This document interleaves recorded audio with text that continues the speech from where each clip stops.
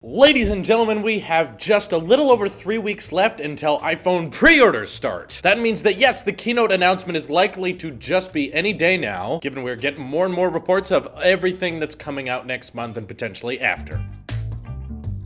So this first bit of news says that the iPhone pre-orders are going to start on September 14th. So yes, just around the corner. And that likely means that the event is going to be held the previous Tuesday or Monday. So Apple's kind of pushed it to the last minute to announce where the venue is going to be, what time and everything. But we already know. And this is once again just confirming that all of that is indeed happening. And we are getting some Eurasian filings for new Apple Watches. And given there are 6 different individual devices they are filing for, this is pointing to the idea that with the Apple Watch Series 4, you will only be able to order it with cellular. That does not mean you have to pay monthly for it. Keep that in mind. When you set up a cellular Apple Watch, it is an option to activate it. You can buy a cellular ready Apple Watch and decide to not pay for that monthly plan. So don't freak out. Just because the Series 4 is only available in cellular doesn't mean you have to pay monthly. Sadly though, that does mean the starting price might be a little bit higher than it was for the Series 3. But to go along with what we talked about yesterday with which Apple products are being discontinued, this likely points to the idea that the Series 3 will only be available in non-cellular versions. So look at the Apple Watch Series 3 lineup right now. Just remove all the cellular options, and that's probably what's going to be staying when the Series 4 gets announced. And then probably Series 1 is still sticking around there just for the low starting price. But personally, I think they should lower the price of the Series 1 because it's very outdated hardware. And while it can run the latest version of watchOS, it, of all Apple Watches that is available currently, is going to be discontinued or not available to get the latest watchOS fairly soon. What me and my editor Xander are personally really excited for is the fact that this year's iPhones are going to be getting a new gold, blush gold, copper-esque color in stainless steel, which will look really, really cool. And we're hoping that to continue with this new ecosystem of color, a stainless steel copper bumper with a blush gold back, they will also release a copper gold Apple Watch Series 4. And that will bring a fresh new color to the lineup. And if you want to continue your blush gold ecosystem and have a watch to match the phone, this year we'll continue to do that with the new color options.